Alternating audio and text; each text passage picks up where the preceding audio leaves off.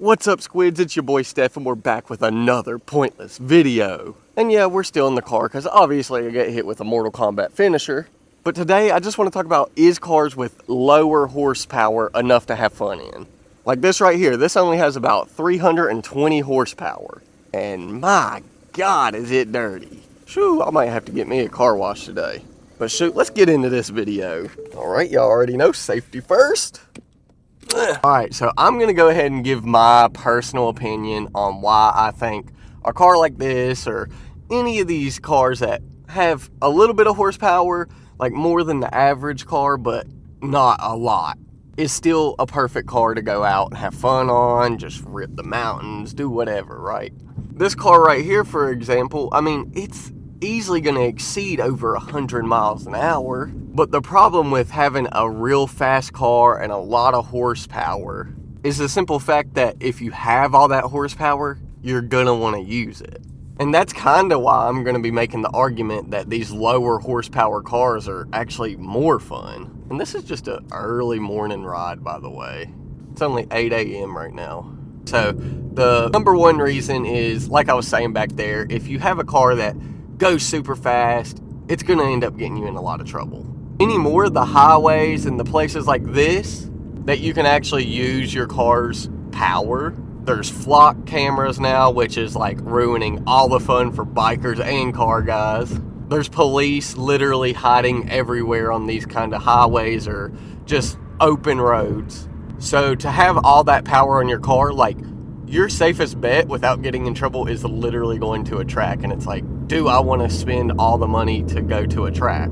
On the other hand, just like my bike guys, I think they can agree with me, going fast in a slow car is so much more fun than going slow in a fast car, you know what I mean? Like, as fun as it is to go fast, I'd rather max out all the power that a car can give me and still not even be going that fast, as wild as that sounds, rather than have this 1,000 horsepower car and I'm freaking starting to get on it. And then here comes all the risk of you getting in trouble.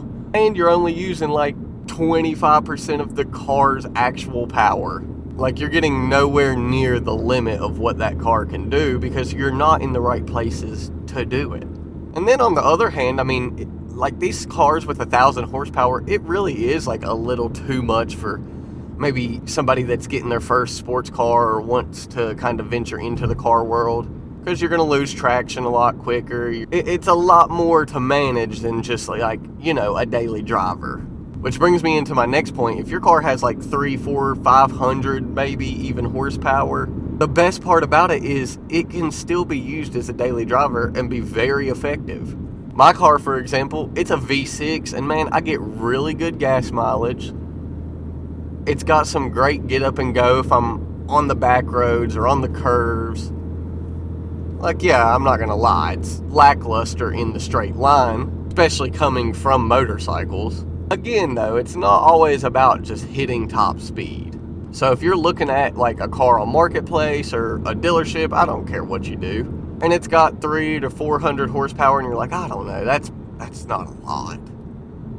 It's honestly perfect for certain styles of riding. And it's absolutely perfect if you plan to actually drive the car every day without draining your bank.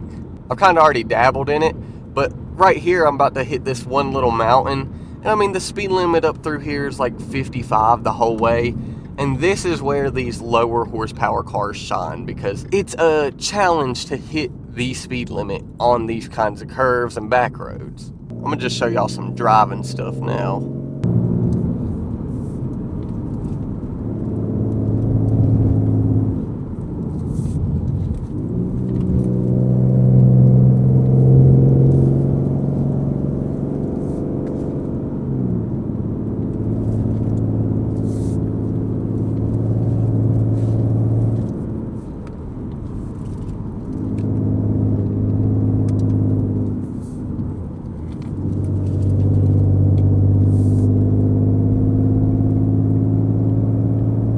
Trying to give y'all some pure sound. I got so much stuff sliding around in the back seat.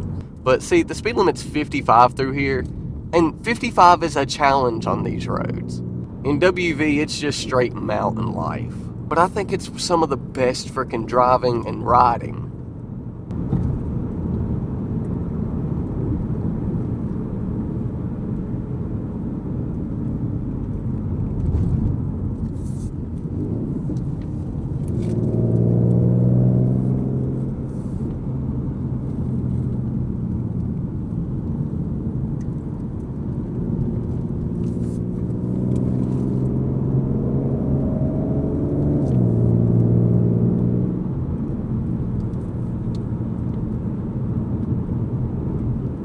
But the reason I say this about like the lower horsepower cars is you'll see all these videos of these guys freaking ripping it in these just big power cars on YouTube, TikTok, all those other platforms. And I'm going to tell you, once they start getting into like that legal trouble and stuff, if they're not a big creator, that's usually like the end of their little YouTube chasing career. I'll be the first one to tell you, it is not worth trying to do like content and stuff just to end up in a lot of legal trouble.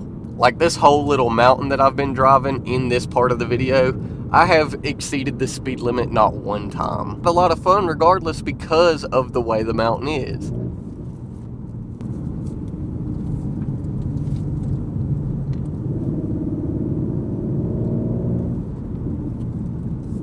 The big problem with it is you gotta watch that. I seen a little deer run across the road right there.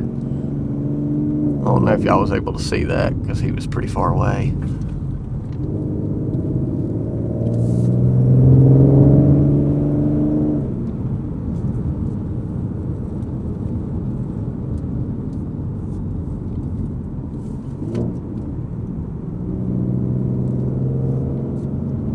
The sun will blind you.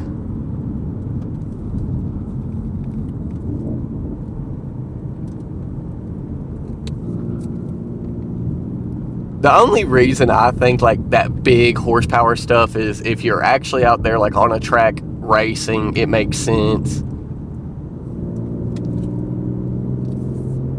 Or if you're like trying to go drifting, you gotta have I'm not gonna lie, you can definitely drift with lower horsepower, but obviously the more power you have for drifting, it is a lot easier. But still, you don't want too much power drifting because, especially if you're like new, because then you're gonna overdo things and end up freaking in a wall or something. I don't care what nobody says, this is the best sounding V6 there is.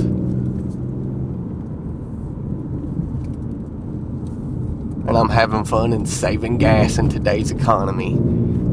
Jesus Christ, that road is so unwell kept.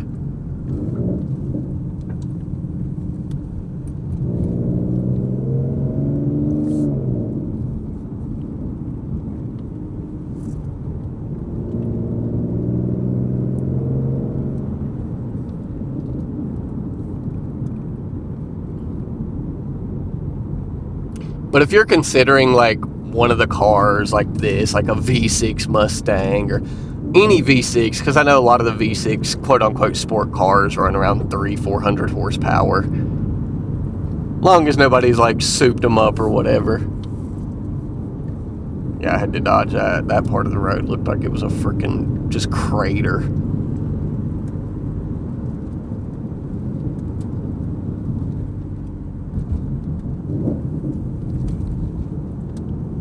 I feel like I'm playing Forza 6 on this freaking road.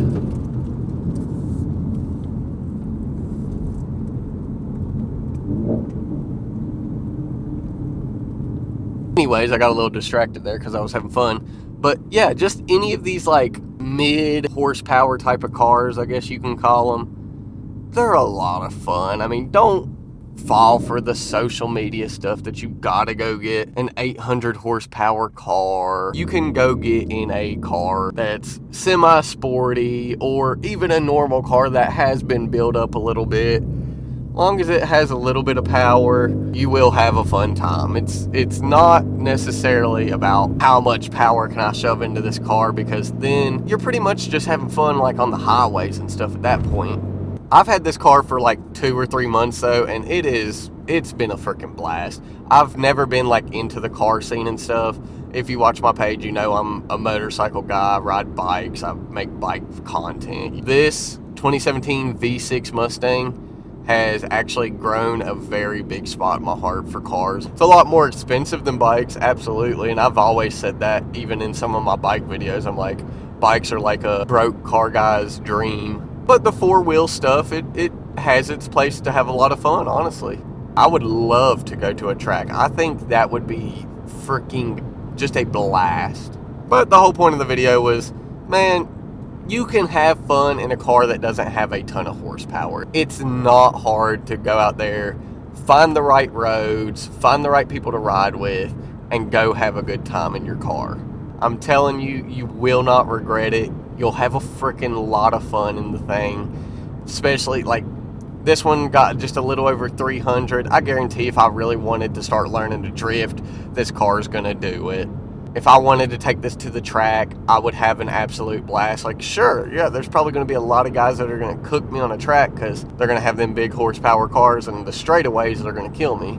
But there really is a lot of fun to be had just having a sports car that isn't, quote unquote, pushing that big power. And another big plus to that is the simple fact that your maintenance costs are going to be way lower, your gas is going to be way lower, just your upkeep in general with the car is going to be 1,000 times cheaper. So all you car guys, just let me know, is 300 horsepower enough in a sports car to go have a good time? I personally think it's plenty. If I were to pick like a perfect car, I'd say like 500 horsepower is probably the place to be for like a daily where you want to have fun. Maybe you want to track it, maybe you want to drift. I'd say 500 is probably going to be like peak male performance, but I haven't tried it yet, so I don't know. But I'm here to advocate for the lower horsepower cars because I have one and there's a lot of fun to be had with this car. But I appreciate y'all dropping in. This is probably a shorter video compared to normal, but I'm trying to push out more long platform content, and the bike content is also coming back, but I want to see if y'all want me to continue car content as well. I'm still in this cast for one more week, so this could be the last long platform video in a cast, which will be great. I'll have to get my mobility back, but we'll be back on one of them suckers. And I really would like to make more content in cars if y'all like that. So just let me know in the comments. Thanks for hopping in. Let me know your opinion on the subject. And peace out. Be safe as always.